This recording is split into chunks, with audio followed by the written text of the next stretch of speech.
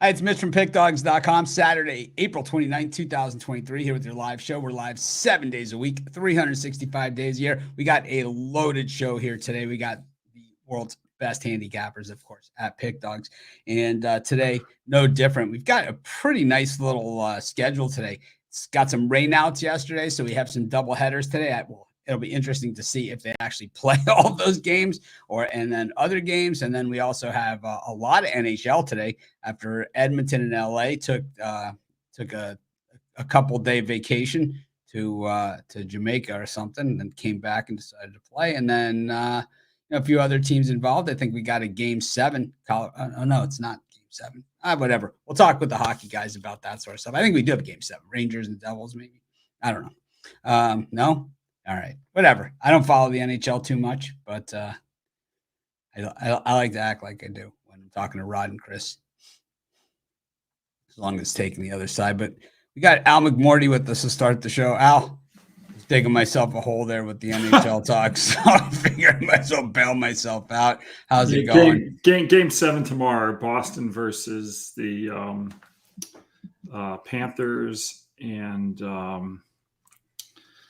now my brain, forgets the other stuff. But yeah, big game 7 tomorrow. See if how about Avalanche and Kraken? Is that going? Right.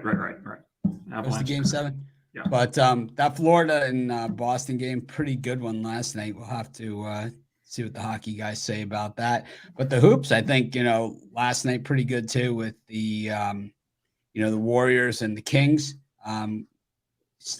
Continuing on with the series, and man, the Lakers making a little bit of a statement there, putting it away early.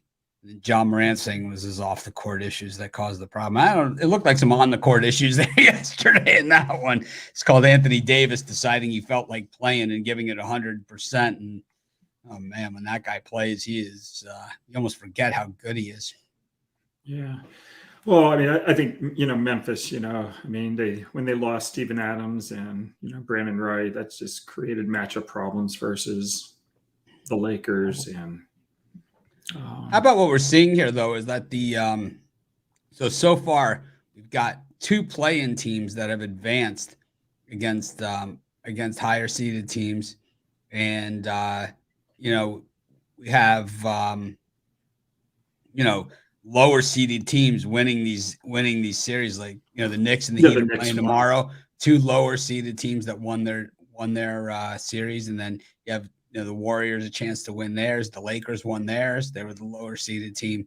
So the only ones that have played out to form are tonight's game, and that's the Nuggets and the Suns. It's true, but the Warriors were favored against the Kings, so. So do you think that this means for the lottery draw that one of the teams that has like a really small percentage is going to actually win the? I don't know. I'm just definitely afraid that Mark Cuban's stunt is going to pay off, and he's going to get into. Obviously he probably won't get into the number 1 slot and only has a 3% chance. But if Dallas somehow gets in the top 4 after what they pulled, that would just be ridiculous. So hopefully it won't happen. Hopefully, if someone jumps in, hopefully it's just not Dallas. You said you want to talk about some NBA today. Why don't you get us started here? Yeah, let's take a look at this big matchup. I think most people probably think the winner of this series between Denver and Phoenix is going to represent the West. I don't think anyone would be surprised if Golden State or, the Lakers, did win, but I think it's less probable. So this is a big game. Game 1, obviously, between these 2 teams, could determine everything. I'm going to look at the Phoenix Suns side here. I know they lost game 1 in their most recent series versus the Clippers, but before they lost that game 1, they had won their previous 6 straight game 1s in their previous 6 playoff series, and they covered all 6 of those games. In contrast, Denver did win its game 1 versus Minnesota by 29 points, but the Nuggets were 0-5 straight up and against the spread in its 5 previous game 1s prior to that win. So I look for both teams to kind of revert to form in this game 1, and I just trust Phoenix a little bit more. And I know Denver is the number 1 seed in the West, but it's only favored by 3 points in this game at home. And number 1 seeds have gone 16-34 ATS with a push their last 51 at home when not favored by more than 4 points. These two teams did meet in the playoffs. A couple of years ago, Phoenix swept Denver out of the playoffs with 4 straight wins and covers. And then also, one thing I do like about Phoenix is they have a history of stepping up against better teams. When you take a look at what Phoenix has done against teams with a better win-loss percentage, they've gone 30, 15, and 1 ATS, their last 46. Neither of these two teams has ever won a title. Phoenix has at least gotten to the NBA championship. They even were up 2 games over the Milwaukee Bucks. I just trust Phoenix much more than I trust Denver. I'm going to make Denver prove it to me, so I'm going to take Phoenix plus the points. Is that the Paul Westphal Phoenix Suns that were in the finals? Well, against the Boston Celtics, they had that great game with Gar Hurd, if you remember when he hit that hook shot. But then, they were in the finals against the Milwaukee Bucks as well. So recently. Yeah. So, at least they've made it. What's Denver ever fucking done? Nothing. Well, Denver was on the business end of one of my favorite YouTube videos, and that is Suns in 4. That that is the classic. My wife cringes every time I watch it, which is about it during this time of year, probably once or twice a day. Yeah. It's the best. 4. But I think, the thing about this one's interesting. Hopefully Jay will talk about it too. Normally I could bait him into it, some NBA talk. And I think that, for me, it's like, I think it's interesting to see that the Nuggets are finally healthy for a playoff series. I mean, it's like a few years ago, it was like, remember when it was just Joker and then he got technicaled out of the game? And it was like, they didn't have him anymore. And it was like, they had nobody whatsoever. But this year, to see them healthy and playing, more fun to watch. And I just think, with Kevin Durant on the Suns, I think the expectations are just bigger of this team, and the media gets involved as well. I'm a little less of a believer in a lot of that stuff than most people are. And I just think that, I don't know. I think this is going to be a good series for the fans. I do. No, I do. I do too. I'm excited to see it. I think it's going to be an over. Well, I also might be biased because I'm sitting on a 13-1 Phoenix Suns ticket to win the NBA title. So you can always hedge out. Never. Never hedge. No, hedging's ridiculous. Hedging for losers, betting against yourself. Yeah, I've been looking at a lot of different strategies, a lot of different things. That I've been talking with a lot of different professional bettors these days, and definitely opening my eyes to just different ways of looking at things these days. And I'm kind of counterintuitive to a lot of the things that I thought, but I think a lot of the things that I'm learning also, and hopefully we're all involved in everything we're going to be talking about over starting next week. I just think that there's a lot of different angles out there to do this. I mean, that like you're more of like a you have your database and you do all of your there's so homework. There's so many different ways to skin the cat, as I say. But each of the ways, and the guys that do it the best, the guys that last the longest, like yourself, like Dave and Micah, who we're going to have next week. These are you gotta find your edge, and you have to believe in it, and you have to ride it. It's going to come. You're going to have swings. You have to stay true to your methodology, whatever your methodology is. Once you veer away from that and try to bounce around, you're done. I think when people hear next week about how like Dave and Micah will lose $100,000 on a game or a day like that, and they kind of just brush it right off. That's saying that like I know that when I lose $100,000. I know I still have the edge, it's like I still have the edge. So it's kind of like the house. Someone sits down and cracks him at the blackjack table. That's not a card counter and not a professional blackjack player, just like a regular person that just, some drunk that comes in and hits him at the roulette table or at the blackjack table. And they get, or especially at like roulette, right? Where someone just puts money on a number and just happens to hit it. The house knows that's going to come back around. But with this stuff, it's the same thing. It's like you stick to your method. It might not all run like what are your career, like 56, 58% something, right? So it's like, it doesn't mean that you hit 5.8 out of 58 out of every 100 or whatever. It just whatever it takes the body of work, right, to get there. Yeah, it's all about discipline. And as you said, if you've got a good methodology, if you have an edge, you're going to go on winning and losing streaks, and you're going to lose 10 in a row at times, and that's just the way it goes. I've been on the business end of those, that's for sure. Anyways, I've had plenty of those in my career.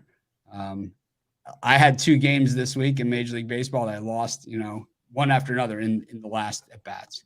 It's just, it happens. What do you got going on at Pick Dogs today? Big day Saturday here with some potential weather still in Major League Baseball. Yeah, I've got my interleague game of the month in baseball. I cashed the Atlanta Braves yesterday as our NL East game of the month. Then I've got a USFL game of the month for folks who want to play the minor league football, and I've got a hockey play as well. So 3 plays today, and I've also already posted side and total winners for Sunday NBA action. Going to pass in the Phoenix-Denver game today. You just have the free play here on Phoenix. So that's what I've got over at Pick Dogs Premium. Just, team me up with one of the other champion handicappers on the 2-for-1 handicapper special. All right, Al. Well, thanks for taking the time to join us today. We know you got a lot on your plate right now, and hopefully we see you tomorrow. Yeah, I'll be back. Thanks so much, Mitch. Have a great Saturday. You too. Al McMordie's just always here. It's like it doesn't matter how much sleep he's had, how little sleep he's had. Doesn't matter what's going on. He just keeps showing up. I mean, he's this guy. He's a pro. Anyways, got Ron Romanelli up here next. Ron, I need a 5-team parlay lock. I know normally I like 7 to 9 teams, but I'm going to settle for 5. You got one for me? Yeah, just take the 5 biggest favorites on the board. Those are the locks. I'll be blaming you when one doesn't hit. Yeah. But how's it going, Mitch? It's going, man. My face is healing up. I'm a fast healer, thankfully, and looks like I'm hoping that by the middle of next week I'll be able to turn the lights on once again. But yeah, I mean, you should see the other guy. You should see that asphalt. It was definitely. I say it. I've said it before. I'll say it on other things, man. If you're gonna do action sports, wear a helmet, man. I was one of those guys that never wore a helmet. I wore my sunglasses, and it's one of those guys. And man, Ron was at the meeting where the guys talked me into wearing a helmet. I went out, I bought a helmet, and it saved my life. So I can safely say that because you could see the indentation of the helmet where I landed on the asphalt. Yep. You could see it, my hands all black and blue in there with holes in them. That's not going to stop the impact. Doesn't do it. But anyways, speaking of impact, we're at the first month of the baseball season is now complete. We're kind of trying to see some teams that are kind of settling in. We've seen the Pittsburgh Pirates do this before, go off on very, very strong starts. Will they have the depth to get home after the All-Star break when everybody else loads up on the roster on the trade deadline, and they can't really afford to do that. Also, they won't have the depth just on the roster that some of these other teams do, or they, cutting bait with guys like Rich Hill, who starts today, and, hopefully that he continues to be able to log innings and maybe get some guys that they can build for the future with for a team desperate for that type of pitcher at the trade deadline. Those guys are very valuable at the trade deadline. Veterans who can go, and the Pirates, they've groomed these guys before. It's not like they haven't had these guys on the roster that they trade off at the trade deadline, just at the right time. But I think, who's the biggest surprise for you in baseball this season to the upside? To the upside, I mean, the Pirates are definitely, the obvious choice. I think the Marlins and the Cubs have been, pretty good surprises. The Diamondbacks as well. And then to the other side of things, the Cardinals. I got to say, for me, it's the Rays. For me, it's the Rays. I knew they were going to be good. I knew they were going to be good, but this is really good. I mean, this is like next level. I mean, I mean, I will say it's surprising. I don't think they're going to be able to sustain this success, especially with the injuries they're suffering in that rotation. Glass now still out. Jeffrey Springs now out for the season. I don't like that bullpen, honestly. I think there's a lot of regression in that bullpen. So I would be a little hesitant with the Rays going forward. But, obviously 22-5 can't be that bad of a start. So, yeah, I mean, upside wise, I mean, this is a Rays team we're usually seeing in the playoffs every year, but we don't see them put together a lot of AL East championships. Usually the Yankees and maybe the Blue Jays and Red Sox find a couple, but the Rays are definitely the front runners right now. Well, those teams and the Orioles all playing well, boy, those other divisions those teams are gonna have to stay relevant just to even be in the wild card race. I wouldn't be surprised if the AL East sweeps the wild cards spots for the American League, at least at this point. Anyways, you were getting into the downside there. Yeah, I heard Royals. No, I didn't say Royals. Well, Royals, I think it was obviously what are they right now? Their record is 6-21. That's not, I didn't expect the Royals to make the playoffs, but I didn't think they'd have that bad of a start. The Cardinals, though, and the White Sox, those are two teams. I know a lot of people expected the White Sox to bounce back from last year. They have a ton of talent in the lineup, but they've really struggled, their bullpen especially. But even their lineup has been disappointing. And then the Cardinals, I'm not giving up on them quite yet, but their pitching staff has not been good. Their bullpen nowhere near as sharp as it was last year, and they're really struggling with runners in scoring position. Arenado's not having a great start to the year, so I think the Cardinals have a much better chance of turning things around than the White Sox do. But I mean, they're in a pretty big hole right now, and the Pirates, they're 8.5 games behind the Pirates in the division. Nobody can win a division in April or May, but Cardinals need to turn things around soon. Yeah, I'm a White Sox fan, and I'm not surprised they're bad. I knew their bullpen was terrible. I said it from the beginning that Lopez and a few of these other guys just absolutely, I mean, I don't even understand how they're major leaguers. But on the other side of it, also, I think when you lose a Jose Abreu, who is the heart and soul, kind of that leader in the clubhouse, it's almost like it was like the White Sox had a guy like that before, and it was Paul Konerko. Yeah. And they just held on to him forever, and he kind of was that guy, And it's like, I don't know how the White Sox let Abreu go. He was that guy. And at the same time, it's like you just can't replace that. It's like the Cardinals getting rid of Yachty or something, And I think that's, for the Cardinals, while you talk about how disappointing they are, I think it's a lot like what the Giants were last year when Buster Posey retired. And, it's just very hard to replace that guy. He's the guy. He's almost like a manager.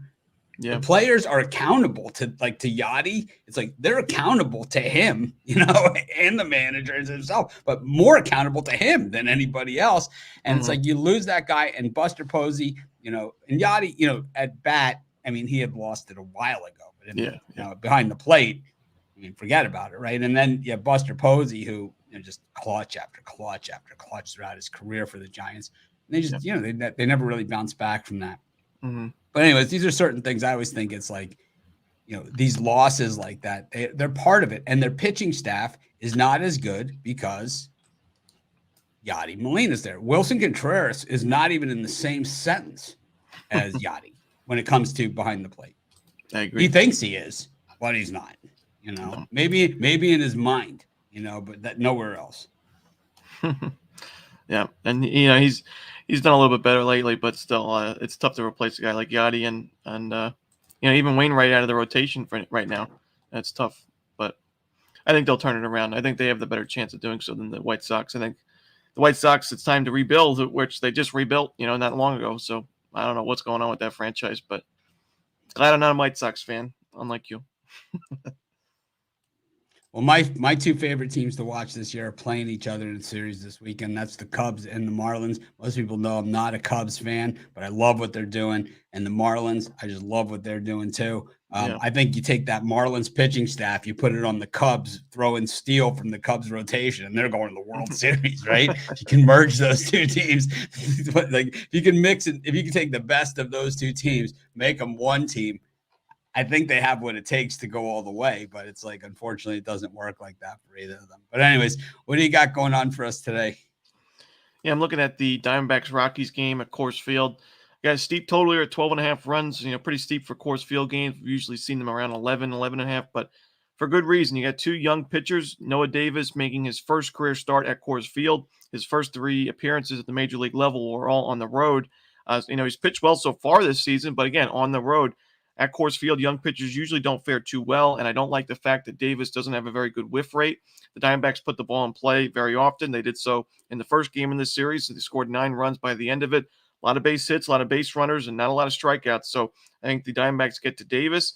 On the other side, Tommy Henry's not really my favorite starting pitcher to back. And he pitched at Coors Field last year. He had mixed results. He only gave up 3 earned runs and 5 1/3, but only 3 strikeouts. He walked 3 batters. His control's an issue. I think the Rockies get to him as well. Don't trust either of these bullpens, so give me the over. It's weird because I'm not like a Coors Field over guy, but this series I really like the overs. I'm even already out into tomorrow's games. I've already started handicapping with Austin Gomber serving. I really, it's like normally it's like I stay away from these overs. We got 2 altitude games today. It's a rare day that we have double altitude games, but this one, I mean, it only makes sense with these 2 pitchers because it's just I like the way the Rockies hit on the road on that last road trip too. So it's like they might have a little bit more life than we thought. And I think oftentimes you see Coors Field overs overvalued. I mean, a lot of people like to bet them because it's Coors Field, but this is one where I don't think the total is steep enough. I think we're going to get some action here. I think both teams are going to get a lot of base runners. It just depends, can they cash them in? We've seen in that Royals Diamondbacks series where both teams had 1 million runners on base and 1 million runners in scoring position, but they just couldn't drive them in to get a set over. But I think we get there this time. Yeah, it's they always set these totals like pie in the sky, and it just seems like almost sucker bets. But when you get pitchers that can't get anybody out, it makes it tough to go in any other direction. Did you catch the Marlins Cubs last night? Did you watch that one? No, I didn't watch it. I know what happened, but because Jesus Luzardo once again pitched well. He is the Cy Young Award winner. I don't know, but I wouldn't go that far. But well, he's doing well. Ask Ruffolo. He'll tell you. Knock, knock. Who's there? Jesus Luzardo, 6.1 innings, 5 hits, 2 runs, 6 Ks. Home run no decision. 3.48 ERA is not going to get you the Cy Young. It's limited damage. It's limited, What does that mean? It means that it means that the damage that he's given up is over.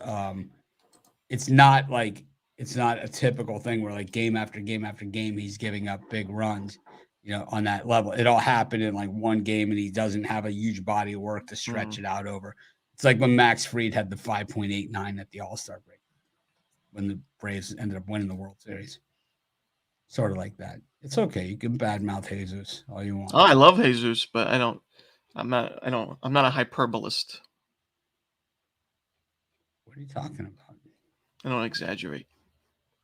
I don't put pitchers in the Cy Young conversation in the end of April. Well, who's better than him? I can go probably down the list, but give me some time here. I just did. I just gave you the stage. All right, what are you selling today? Okay. Justin Steele's been doing better. Anyway, I got my Ruffalo, rundown. We got Ruffalo on. He's got to get back to porn star fantasy camp. Yeah, I got my rundown best bet $19 play on the website. Cash yesterday with the Rangers, and I also got 3 plus money plays for a long-term exclusive MLB. Grab my 3-day, 7-day monthly. You can grab all those plays. Doing well so far in baseball, so looking to keep cashing. I think not 12 and 3 because you had 2 rainouts. Only 3 losses on the rundown yesterday in the video, even though somebody in the comments said, well, you lose most of the time. So we'll have to see how that works out. It's funny. You get the people that say you're the GOAT, and then, of course, people say this guy never wins. And then the Billy Goat. I like the Sebastian Maniscalco one about the GOAT. That's the best. It's like, anyways, Ron, thanks for joining us. We'll see you tomorrow. Make it a winning day. We appreciate you. Ron Romanelli, Rundown fame. Got up next, Al Ninos. Al, what's happening? Doing pretty good. How you doing, Mitch? Hanging in there, man. Just healing and, trying to win some money in the process. Yeah, I hope you feel better. I'm definitely feeling better. I got a little bit of a headaches, but it's part of the game. But I saw you coming off of a big day yesterday, and let's see if you can follow it up today. What do you got cooking for us? Do just go ahead. Looking to do just that. But we're going to be looking at the Pirates game here. Pirates versus the Nationals. We'll be looking at Game 2 specifically. We can go over both games real quick. I mean, I just picked Game 2 because I like the pitching matchup better. We got Vince Velasquez going up against Chad Kuhl in Game 2. At least that's what it's looking at like right now. I'm seeing some mix-ups on one certain spot. Most places will tell you that's the matchup in Game 2. So that's what we're going to go with. And the first matchup, you got Rich Hill going up against Patrick Corbin, which I kind of like the Pirates there too. But I saw a comment about that one going over in the chat. And I kind of like the over there too. I think the Nationals can get to Rich Hill a little bit, although he's been pitching well the last few starts coming into this one. But definitely not my favorite starter to back. Vince Velasquez. No, he's not my favorite starter either. He can be very inconsistent at times, but I think he's definitely the better option here over Chad Kuhl, who's having a horrible season, a very rough start to this year. And the way the Pirates been playing, it's kind of hard not to think they get to him too. Nationals again playing pretty well, coming off a couple big wins coming into this one before that last loss they took, but. Just think you just asked Ron who are the most surprising teams. Are definitely, it's hard not to say the Pirates, although Ray's off to a great start as well. But did not see the Pirates coming off to this hot start of their own. And whether they keep it up or how long they can keep it up for remains to be seen. But I think they do have a pretty good chance today here against the Nationals. So I'm taking the Pirates in Game 2. So Pirates sweep is what you're saying. Yeah, I mean, you could just bet them Game 1 and kind of stay off Game 2 if you, funny things can happen in these doubleheaders. If they drop Game 1, though, I definitely like them a lot more in Game 2. But yeah, if I were to make one of the two plays today, I would just go with Game 2. I think they could very well sweep today as well. Just, I know Rich said playing well right now, but again, I don't think he can keep that up too long. So that's why I like Game 2 better. I think that's kind of the beauty of it for the Pirates is that, they don't need him to continue to do whatever he's doing. He's just got to log 5 innings for him. I mean, that's the expectation of a guy like that. I think what they're trying to do with Rich Hill is kind of like what they've did with Jose Quintana last year, and they've done with other pitchers in the past, where they get what they can out of him, and then at the All-Star break, maybe trade him, maybe get a prospect or two, for him. And that's what they do. I don't know who's willing to take on the old vet. He's getting up there in age. I mean, but but a lot of teams will take a veteran who can log some innings. Because what you get late into the season, like when the trade deadline is, anyone that can take a little bit of that weight off of the shoulders of the staff, that would be helpful. And you already mentioned a couple Rays injuries to their pitching staff, and those pitcher injuries tend to pile up, as the season goes on. These guys do pitch a lot, and you don't think of baseball as the heaviest contact sport, but these pitchers do wear out and get their injuries. So yeah, a lot of teams probably will be looking for a pitcher later on. Yeah, that's for sure. Well, what do you got going on at Pick Dogs today? Following up on yesterday's big day. Yeah, got a 3-pack with my best bet in each sport, NBA, NHL, and the MLB. 3-pack in the MLB, and my $19 play in the MLB. Also a couple extra plays for one of the long-term and 2-for-1 capper specials. All right. Well, we will see you tomorrow. Yep. See you then. Have a great day. Thanks for joining us. All right. El Ninos. Next up, we'll do Rod Zawacky. Rod, that's Chris. It's not Rod. There he is. Rod, what's happening? Not too much. Enjoying the Saturday. Dogs for a walk. Nice day. What did you think of that Bruins Panthers game last night? Right? Craziness in that game last night. Holy well, it went well over the total easily in that one. Goals back and forth, and the Panthers got the win. And game 7, here we come. We've seen that in this series, and it's like, I haven't watched a ton of hockey over the last, I don't know, 25 years or so, but I have watched a bunch this playoffs, so over the last 2 weeks, which makes me an expert. And, the thing is that what we've seen in this Boston and Panther series, 2 of the games that the Panthers won, the Bruins looked like they had put them away and had, fought them off and had scored the goal to go ahead after really there was the game in Boston. And then there was this one where it was, kind of the Bruins had that chance. It looked like, it was a hard fought game, but the Bruins finally got to the lead, and then, they just couldn't put them away. I mean, this one, the shorthander, when the Bruins scored the shorthander, they were basically giving each other hand jobs on the bench. I mean, they were celebrating. Oh yeah. When it was 4-3 and they scored that shorthander, they were like, yeah, woo, woo, woo. And it wasn't long. And Florida was just like, yeah, we're not having any of that, not in our building. And then whoop, they tied it up, and then they took the lead. It's like on that same power play, that they got the shorthanded goal, they tied it up. It was like right quick. Every time Boston looks like they were going to get a lead, the Panthers have bounced back every time. They're like, no, we're not going quietly into the night. We are not. And that's just a surprise that the Panthers have held up here against the Bruins like this, because the Bruins, I mean, record-setting season here, right? So here comes the curse of the President's Trophy, which was last year's President's Trophy winners, which were the Florida Panthers, and they got ousted in the first round. So this year coming into this, not being the chance, they really had that. There's no pressure on this Florida team. So they come in a little bit more comfort and ease in Boston going, you're the best in the league. You're expected to make the Stanley Cup final now. And if you don't, well, people are going to be like, well, this is a disappointment after your regular season. Do they play the Karate Kid, but you're the best? You're the best around. I wouldn't doubt it with Marchand in that locker room for sure. He's the way he is. Oh, yeah, I bet you they played that in the locker room for sure. But also Ullmark in net. You look at him in the regular season, and he's got a below 2 goals against average, and now in the playoffs, it's bloated. It's almost over 3. So, I mean, I've made it pretty clear that I've taken off a long time here from watching hockey, but I gotta say, I haven't been too disappointed in what I've seen. Since tuning it back in. It's not the same game that I used to watch. When I lived in Chicago, 20 years ago, whatever, 15 years ago. But at the same time, it's it's a good game. It's like it's a great game to watch in the playoffs.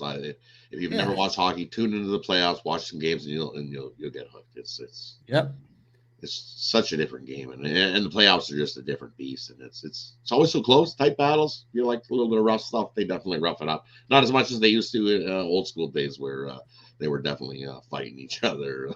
Dropping the gloves would be good for 2 or 3 in the playoffs. A game, dropping the gloves. There seems to just be a little bit more space, Yeah, because the players are faster. The guys are way faster than what they used to. They move the lines around. Old school hockey. They move the lines. And yes, exactly. They moved the red line up a little bit so you can have a little more guy behind the net. And they've tightened up that middle of the ice a little bit. And definitely to increase the scoring as well. And they wanted to. They also added 17 minutes to each game. They also added 17 minutes of playing time. Right? The clock just skips. It's like it just skips. It's like the 6th grade classroom. The hand it just kind of just when it gets stuck, it's like this. It's like your clock's broken. And you got the little short teacher who's 5'2" and she's like, I can't get it. All right. Well, what do you got for everybody today? Now we're going to go to game in the NHL. The Devils taking on the Rangers here. And you look at the Rangers came out in this series and got a nice 2-0 lead. And the Devils made a switch in goal and put Akira Smeed in net. And ever since Smeed's come in net, he's been standing on his head playing lights out hockey. He's had 82 shots since he's come in, and he's made 80 of those saves. The Rangers have mustered 2 goals in the last 3 games, which is surprising. And the Devils have taken a commanding 3-2 series lead in this one, putting the Rangers right on the ropes. So we've had a defensive battle the last 3 games with Smeed giving up 2 goals, as I said, the last 3.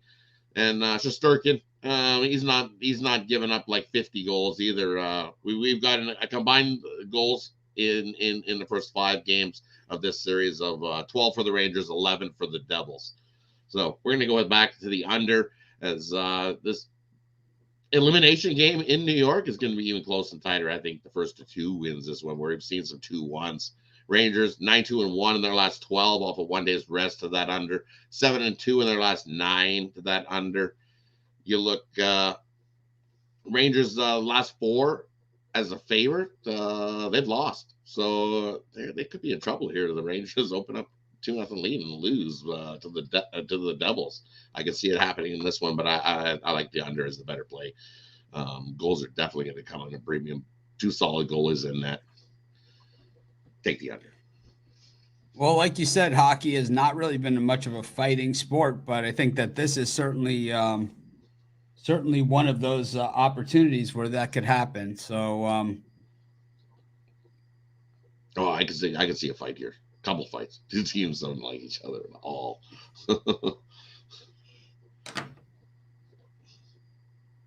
so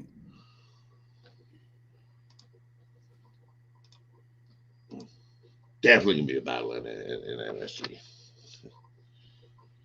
New York. You know how loud that place is gonna be. absolutely.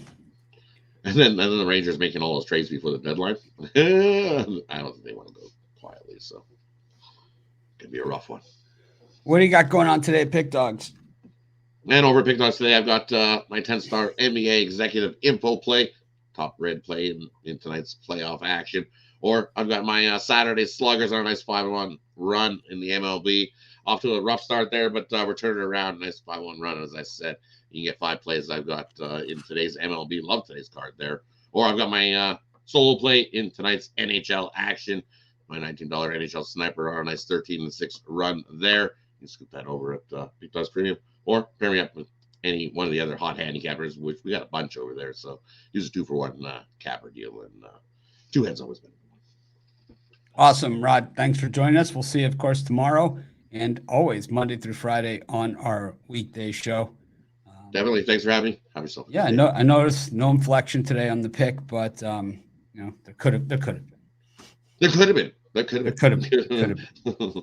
Rangers and Devils under. Rangers, Devils. You never say Rangers and Devils. I know. Rangers, Devils under. Under Rangers, Devils. Inflection. Anyway, speaking of inflection, we got Chris Ruffolo up next here. Before we do that, I wanted to mention to everybody that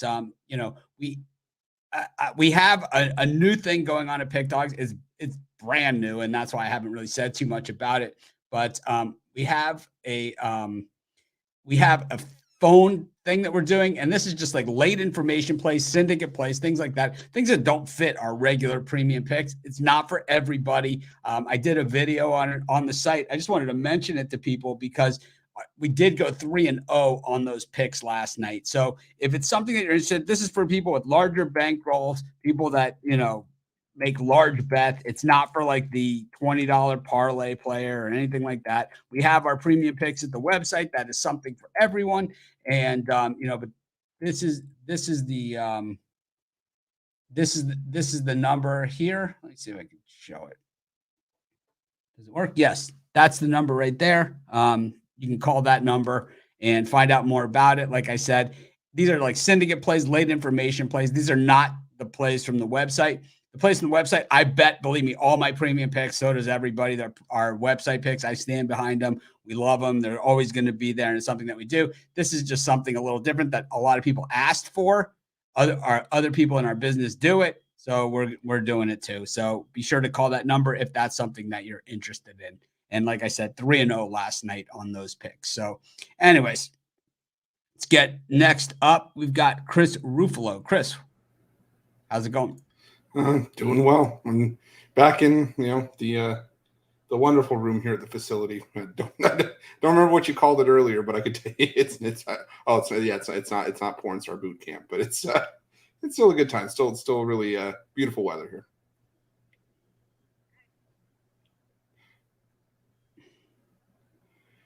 Nice. Well, What'd you think of that Bruins game last night against the Panthers? Yeah, that was crazy.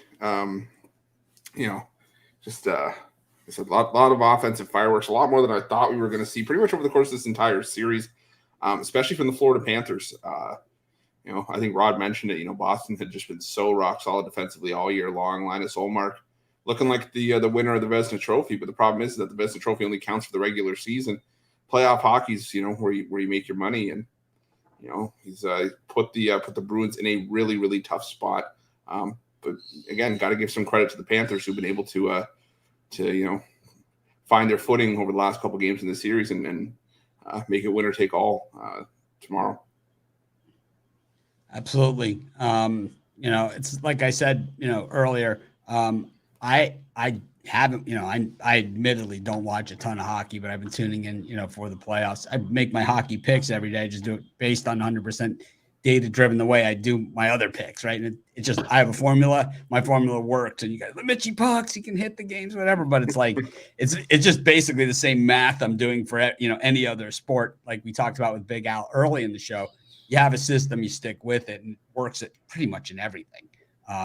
There's a lot of different systems out there, and we're going to be talking about these systems with everybody in recent weeks. Chris, Jay, Rod, Big Al, as well as some of these new professional bettors that we're bringing on board to talk to you guys about these sort of different things and systems and how to beat the books. But I can tell you right now, every single one of them is going to say the same thing: shop the lines, and that is number one, because most of the edge that you find is finding the right price and the right line. Yeah, 100%. I was going to say that's the one thing that that you've said that's always stuck with me is that's the one advantage that the books can't take away from you is your ability to go out and shop lines, get the best number, get the best price. So definitely something you got to keep in your back pocket for sure. Good deal. Well, what do you got cooking for us today? Well, today I'm going to go to the other altitude matchup. We talked about the Rockies game earlier. I'm going to go to the Padres and Giants matchup. And I thought it was a typo when I first looked at this game and saw a total of 15 runs. But then realized, it is a neutral site game. It is played in Mexico City. And normally I'm one of the people that, Ron mentioned earlier, people that like to go against the over just because the game is at Coors Field. I don't necessarily buy into it a whole lot, but this is another game where I'm thinking I'm buying into the altitude playing a factor here. I read somewhere that a normal fly ball that goes about 398 feet and it's a 27-degree launch angle off the bat, in most ballparks is going around 398 feet. At Coors, that same ball would go around 420. In Mexico City, it's projected to go 438 feet. So the altitude going to play a big role here. It's 325 to each foul pole, 400 to straightaway center. So definitely, a hitter-friendly environment. And you got two pitchers in Joe Musgrove and Sean Manaea, who career-wise, for a comparison, both have ERAs around 5 at Coors Field. So the most comparable ballpark comparison, these guys are getting roughed up, and I still think these are two lineups that can have some success against the starting pitching. I think we're going to see a lot of bullpen usage in this game. And like I said, I know it's 15 is a high total, but I'm expecting, totals that are similar to what we saw when the Yankees and Red Sox played in London a few years ago, games that finished with 21, 22 runs. So I like the over 15 runs here. I never thought I could catch myself saying that, but I like the over between the Padres and the Giants. So what you're saying is that the altitude, so what's your standing broad jump numbers? Like how much does that increase and in Mexico City? I'll answer like this. You ever see the footage of the guy bouncing around on the moon? It's probably very similar to what So I'm gonna ask Chat GPT to make that for me, and I'm gonna post it and treat it as fact. I bet you just bouncing around on the moon.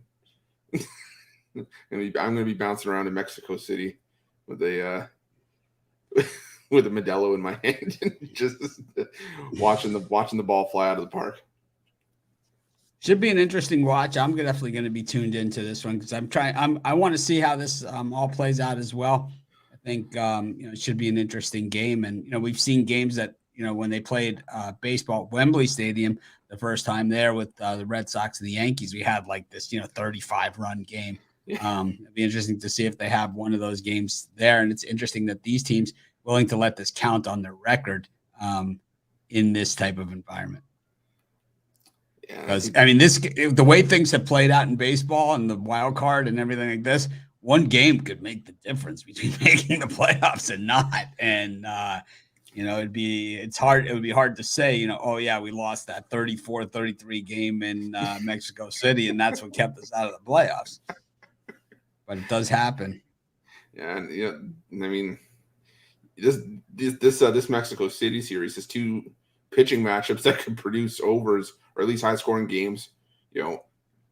Back at Petco or Oracle, because you got Yu Darvish and Alex Cobb tomorrow. So yeah, I think this is going to be high scoring series. Is it Mexico City tomorrow too? Yeah. They both are Two game series. Yeah. All right. Well, what do you got today for your Pick Dogs followers? Well, today I got my $19 MLB pickoff play on a 9-1 run with that. I also got that pickoff play as part of my MLB triple play on a 21-10 run, 67% last 31. I also got an NHL play for long-term subscribers. Also got my wild weekend pass up there for $69 for the 3 days, taking for a test spin for the weekend. Or pair me up with one of the other handicappers, part of the 2-for-1 capper special. All right, Chris. Well, thanks for joining us, and we will see you tomorrow. Thanks for having me. Thanks for having me. It's like I didn't really have you. You kind of just showed up one day and still haven't left. It's like I was like, why don't you guys come on and do the hockey segment? It's like 2.5 years later, you're still here. And the rest was history. I'm still here. It's the thing that wouldn't leave. Got anything to snack on? Don't say, okay. Now all of a sudden I'm gonna go from being the guy that sets the tone to the thing that wouldn't leave. Mind if I make some long distance phone calls? Let me call some friends. I wonder what the late movie is. It's like you got the plastic fruit sitting in the bowl on the coffee table. These are good. Where'd you get these? Those are decorative. Oh, they taste fantastic. All right, we'll see you tomorrow. All right, see you. That was Chris Ruffolo, as always. Anyways, last but not least, we got Jay Briggs kind of bringing us home. Jay, how's it going? What's going on? NBA season winding down. I mean, this is pretty exciting because it's been very unpredictable, even the predictable stuff. Last night, that Warriors game against the Kings, was it the Warriors playing their worst game or was it the Kings playing their best game? I don't know. I can't figure. I think the Kings. Can't call it. I don't think the Kings can play any better than that. Yeah, they hooped last night. They hooped. That's because the Warriors reeled them in a couple times and had a chance. It looked like they were ready to make a run, and every time they did, it was like, oh man. And how about Anthony Davis last night? Anthony Davis and D'Lo showed up, man. I officially switched my stance. I think the Lakers better watch out. We could blink and they'll be in the finals, man. If Anthony Davis could stay healthy, I think it could happen. It looked to me like that the crowd was just really feeding off of Anthony Davis, really, just taking it all in because he kind of, because of his health, he's forced to almost take it easier and not, go overboard, even though he's a professional athlete and, it's tough for those guys to do it. But last night he kind of was just like, I don't care, I'm doing whatever it takes. I mean, he's hustling, chasing balls, going out of bounds. He's doing, it's like acting like he was at Kentucky, like back in the day. So just pretty amazing when the good guys can do that. But, how about these, we got the Knicks and the Heat going at it tomorrow, two lower seeds as well. The Lakers a lower seed in, and then tonight, the only series where it's played out to form, the Suns and the Chicken Nuggets. So exciting stuff. And of course, tomorrow the only game set. Yep. I'm loving the NBA action right now. Like you said, we've had some unpredictability. I don't think few people had Miami over Milwaukee. Very few. Hey, they're here though. That's gonna be a hell of a series. That Miami and New York. I think that's gonna be a 7-game brawl down to the very last second. Well, Jay has been our NBA guy at Pick Dogs, and we're definitely glad to have him. It's like we've never really had an NBA guy on the videos, but Now we do. So sorry that job's taken. So everyone that sends me those emails, we already got some. It's like, yeah. I love that. The people always do it after the fact. You know, it's like we already got some. Yes, sir. Yes, sir, man. But and I think next season's going to be just bigger and better. And I think, facts. It's like I think I have some good ideas for next season. So I will Jay knows he's going to have to hear him whether he wants to hear him or not. But doesn't have to do him, but he's going to hear him anyway. Jay, what do you got going on for everyone today? Today we only got that one NBA game. I already cooked it up, so I'm going to the Diamond. I've been having success on the Diamond to begin the season. I got a little free play, man. Today, going to the Astros. I'm going to the other Texas team. I don't really like the Astros as a Rangers fan, but they are the defending champions and, the World Series champions. And they're facing the team today that they just faced in the World Series. We know the Astros are the better team. The Phillies did get the best of them yesterday. And we got a good matchup today with Wheeler and Javier. I think Javier has a bounce-back game today, though, at home. I think the Astros pull this one out. The Phillies have been balling as they've won 4 of their last 5. But Astros at home at this small number, I think they're definitely the better team. I think they get the Wheeler today. The Astros are the king of the bounce-back off of a loss. I expect that to continue. I saw Mitch gave that out on the 7 free picks. Last 6 times that the Astros have lost, they come back with a win. I think they do that again today. Give me the Astros on the money line in this one today. I'm with you on that one. The Astros putting them together in back-to-back losses, not so easy. And I think the Phillies found that out last fall.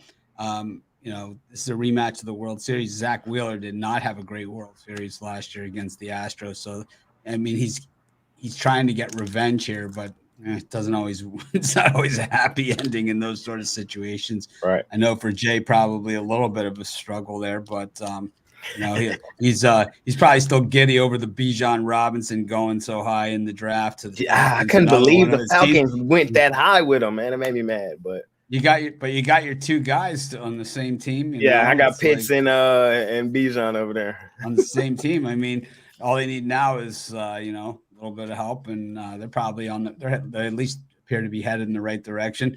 We'll see if Jay closes the door on them. I can't wait till football season. I miss our shows. Me, you, Big Al. I miss our halftime shows. Around the corner, so I'm excited about it too. And I think this year we'll probably expand our football coverage. We have some new guys. I know you had Mike Davis on your show as well. And I know Mike wants to be involved in NFL and college football too. So, I mean, we'll probably have other opportunities, other shows. I might not be on all of them. My schedule is tight, but I know Jay, tough to keep him off a show. And I know Big Al likes to do, and Mike as well. So we'll probably have some guys mixing in, but I will definitely be involved in at least one NFL show a week. And of course, halftime, I'm going to be here.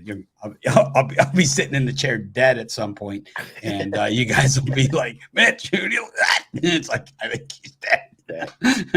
That's what's probably going to take to get me off the halftime shows. And I think, after many years of searching for a halftime co-host, I think me and Jay got it down. I think we got it, and I think this year's going to be even better. So I'm excited about that as well. What are you selling today at Pick Dogs?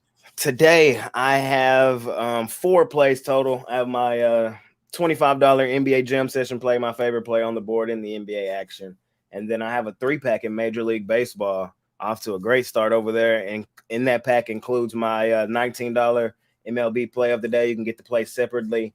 We've been red hot to start the season on that MLB play of the day, 19-9 to begin the season. Trying to keep it rolling on that play.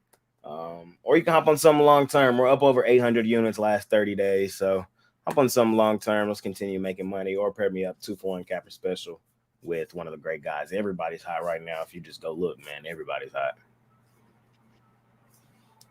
Everybody is hot right now. We had a little bit of a lull, but right now everybody's hot, and it's like not everybody's winning every game, but overall the trend is way up. So jump on any of our cappers that we have.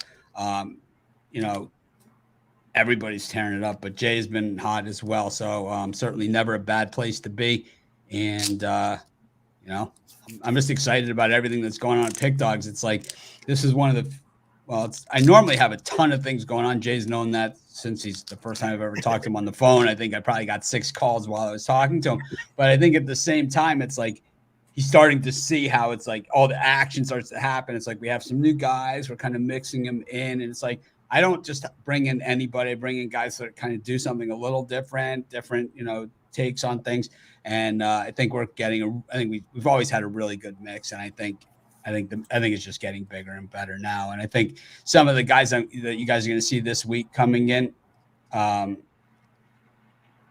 of these guys that come in this week, it's, I think you guys are going to really like these guys. So it's a different thing, totally different than what everybody else is doing. But just more about like strategy. And I think it's something that I really want to educate everybody a little bit on betting strategy and not just be like, we all love to bet for fun, recreationally, and do all those things. And I do that even though I do this for a living, but it's more fun to win. It's more fun to win, man. So it's like, there are little things that you can do for your regular betting. Yeah, you take $20 throw it on a parlay and, let it ride or whatever. But like for your regular betting and your regular, bankroll management and all those sort of things, there are things that you can do that can really swing the odds in your favor. And we're going to teach you that stuff over the summer. So for football, man, we're going to just absolutely crush some people. Yes, but anyways, Jay, as always, thanks for joining us. I didn't give a pick. Yeah, you got anything for us today? What you got today? I got so many picks. I like most of the picks that everybody gave out on the show is the problem. I give out so many picks. It makes it hard to give out something else that I didn't give out. I'll find something. Hang on. I like the Orioles in game 2 against the Tigers with Grayson Rodriguez. I like, I'll lay the run line. I'll lay the -2.5 in that thing. I know the odds are kind of out of hand in this thing, but the Orioles just have owned the Tigers. It's just a matter of if it doesn't rain in Detroit. When I looked at the weather report last night, it looked like it was going to rain again. So I like that one. If not, I throw a little something on the Reds against the A's. It just seems like easy money betting against the A's, right? It's like, why not? Yeah. Baseball, I'm loving it right now. All right, man. Well, everyone, thanks for joining us. Have a great day. We'll see you tomorrow. Thanks, Jay, as always.